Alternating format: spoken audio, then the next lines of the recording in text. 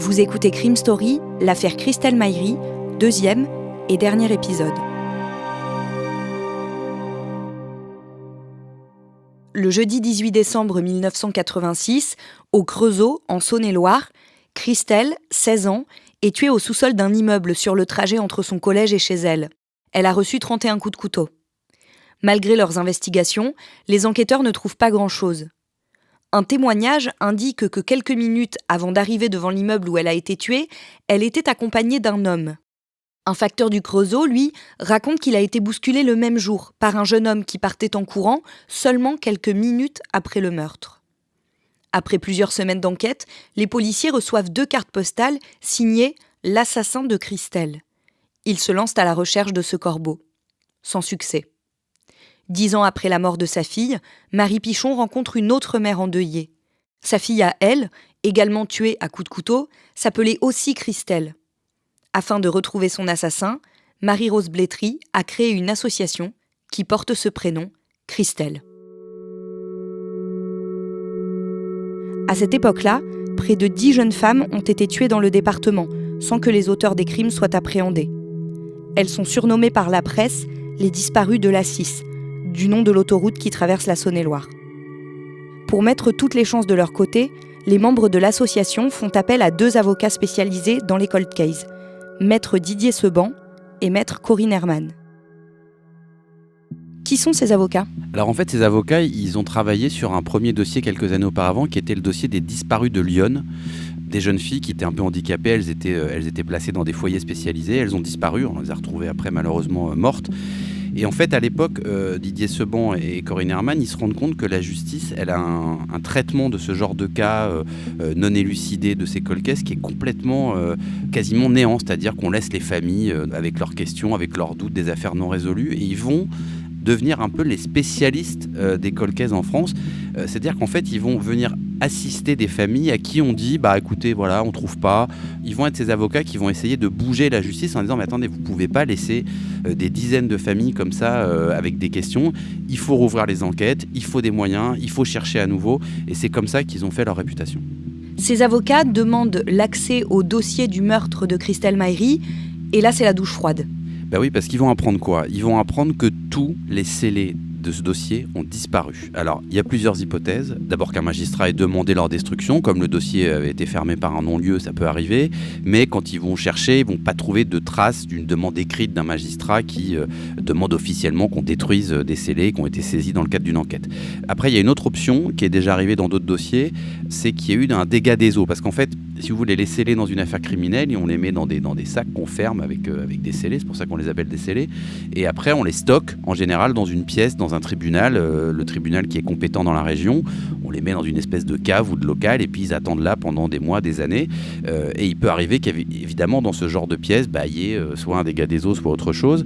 Donc là, c'est une des options, et que comme ils avaient été abîmés par le dégât des eaux, qu'ils avaient trempé dans l'eau, peut-être que le concierge du tribunal, il a tout fichu à la poubelle. C'est arrivé dans pas mal d'autres dossiers. Mais bon, là, évidemment, ça complique considérablement les choses. Corinne Herman, elle dira d'ailleurs que c'est un des moments les plus marquants de sa carrière, parce qu'elle va appeler la maman de Christelle, et elle va lui dire, voilà, il n'y a plus les scellés, en fait, les scellés, ils ont disparu. Donc c'est, en quelque sorte, une nouvelle mauvaise nouvelle et une nouvelle mort du dossier, parce que tout ce qui restait, qui pouvait peut-être être exploité, n'existe plus par la faute de la justice, clairement. Et pour résumer, il reste quoi du dossier à ce moment-là ? Alors, il reste plus que le dossier papier et des photos qui sont dans ce dossier papier. Alors, il y a des photos qui ont été prises en fait sur la scène de crime par l'identité judiciaire. On a le lacet qui a été utilisé pour l'étrangler. On a la photo du couteau qui avait été découvert quelques semaines plus tard dans un buisson. C'est d'autant plus idiot et désolant que ces scellés étaient perdus, parce qu'à l'époque, on aurait pu les retrouver et les ressortir de la salle du tribunal. Il y avait eu des progrès scientifiques, notamment autour de l'ADN, et on aurait pu sans doute exploiter le couteau en lui-même, le lacet sans doute. Et là, on ne peut pas le faire parce qu'on ne peut plus rien prélever puisqu'il n'y a plus de scellés. Début 2003, 17 ans après le meurtre de Christelle Mayri, l'association Christelle embauche un détective privé pour tenter de trouver de nouveaux éléments qui permettraient de rouvrir le dossier. Éric Bellawel reprend tout à zéro et contacte Michel, l'ancien petit ami de Christelle. Il a désormais 33 ans et vit toujours au Creusot. En décembre 2003, Michel le reçoit et revient avec lui sur ses souvenirs, le jour du meurtre et les semaines, puis les années qui ont suivi. C'est alors qu'il lui fait une confidence étonnante. Michel raconte que 3 ou 4 ans après la mort de sa petite amie, une connaissance est venue l'aborder à une fête. Il s'est accusé du meurtre de la jeune femme et lui a proposé 2000 francs en dédommagement pour sa peine. Cette connaissance s'appelle Jean-Pierre Murat. Le détective demande à Michel pourquoi il n'a pas signalé à la police cette étrange conversation. Il répond que Jean-Pierre Murat est connu pour ses consommations abusives de drogue et d'alcool et qu'il ne l'a pas cru. Éric Bellawel se met en quête de rencontrer ce Jean-Pierre Murat. Il le trouve chez son père, où il habite toujours, à 36 ans. Peu après le meurtre de Christelle, il est parti travailler en Suisse pendant 2 ans, mais revenait régulièrement dans la région pour rendre visite à sa compagne de l'époque et à leur fils. Face au détective, Jean-Pierre Murat ne cache pas son intérêt pour le meurtre de la jeune Christelle. Il pose beaucoup de questions, demande si le meurtrier a été arrêté. Dès que les propos de Michel et la rencontre avec Jean-Pierre Murat arrivent aux oreilles de maître Corinne Herman, celle-ci s'empresse de faire part de cette potentielle nouvelle piste à la justice. Pourtant, il faut encore attendre 4 ans avant que Jean-Pierre Murat soit entendu.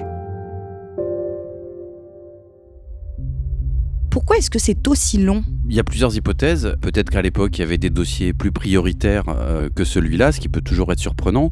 Il y a une autre hypothèse aussi, c'est que ce tuyau, cette piste, elle vient d'un privé, d'un détective privé et pas de la police elle-même, et que souvent, les magistrats, les services d'enquête n'aiment pas trop quand un détective privé trouve un élément qu'ils n'ont pas trouvé eux pendant des années d'enquête.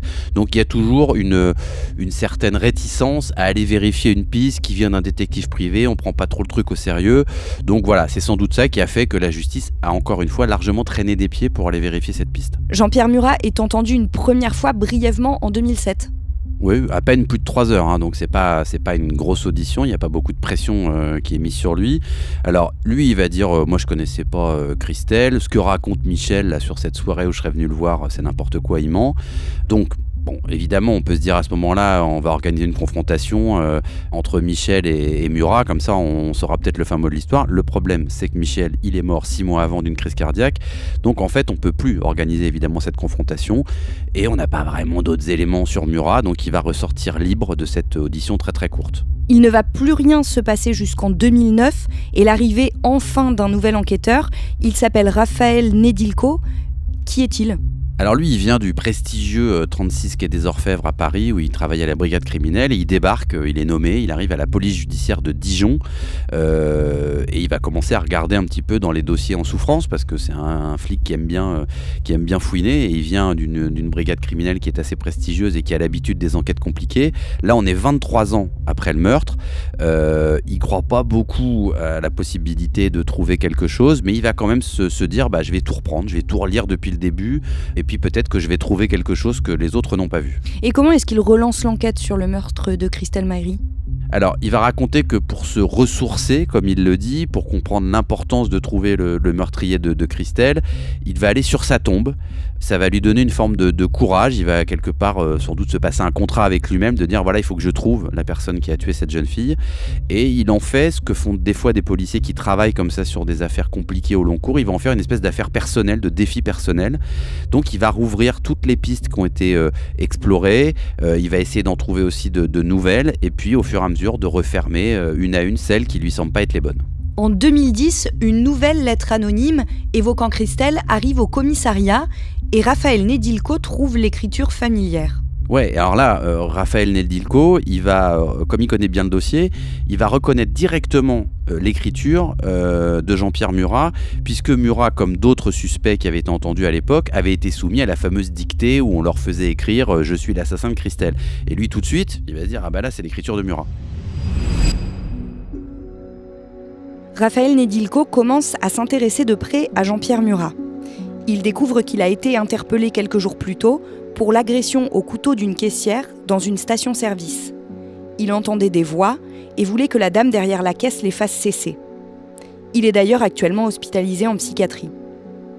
En interrogeant des proches de cet homme, Raphaël Nedilko apprend que Jean-Pierre Murat est obsédé par l'affaire Christelle Mayri et qu'il a noirci des pages et des pages de petits carnets à ce sujet depuis des années.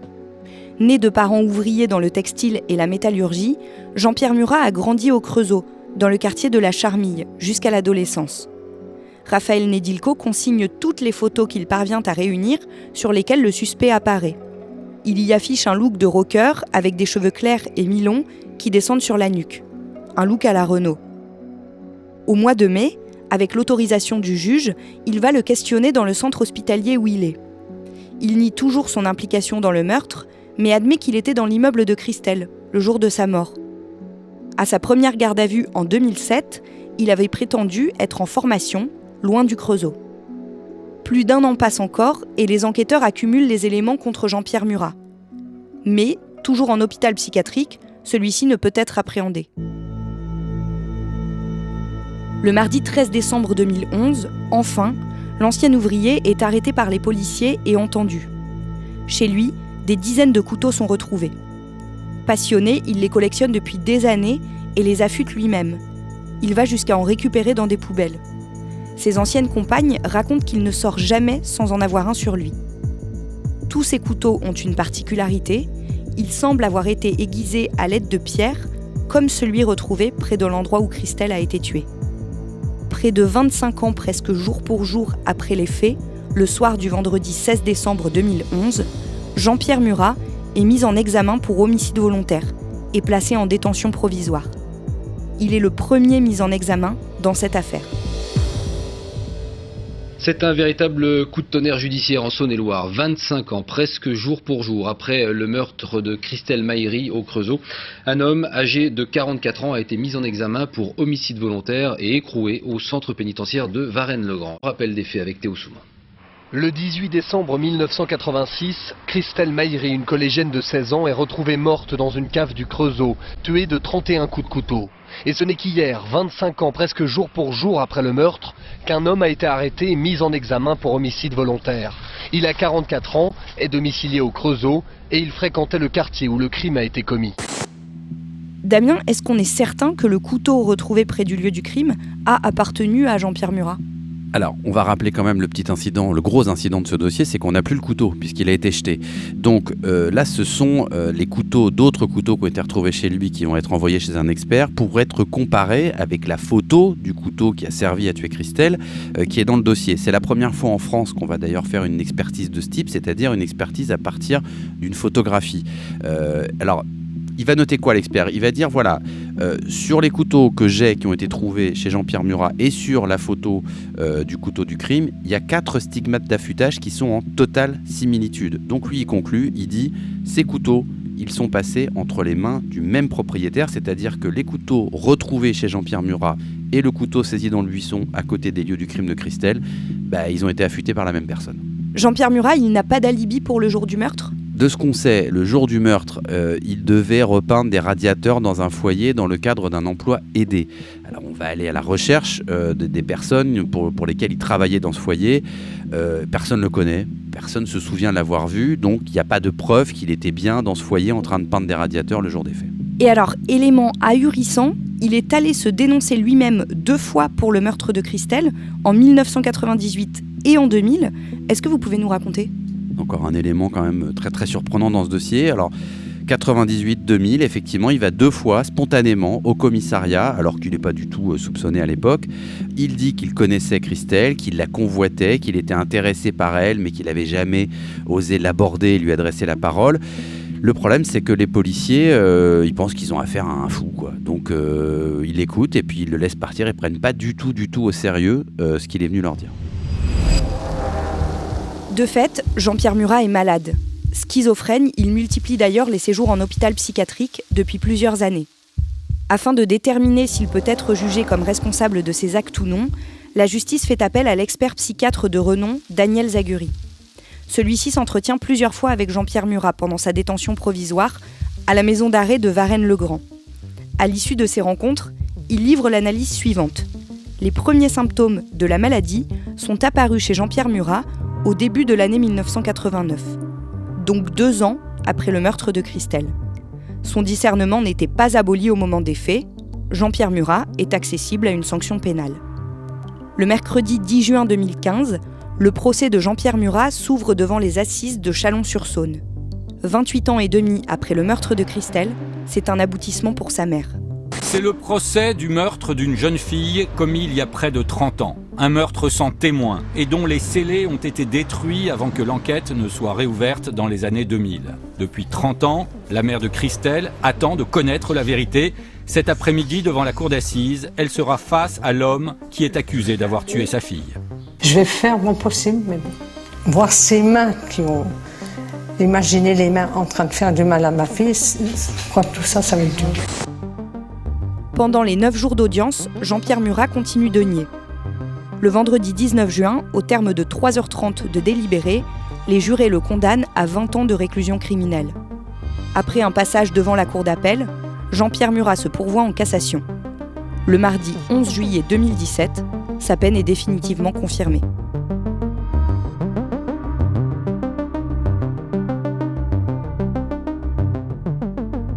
Vous venez d'écouter Crime Story, le podcast fait divers du Parisien.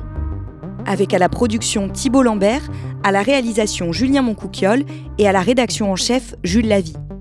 Un épisode raconté avec Damien Delseny et un podcast à retrouver chaque samedi sur le site leparisien.fr et sur toutes les plateformes d'écoute.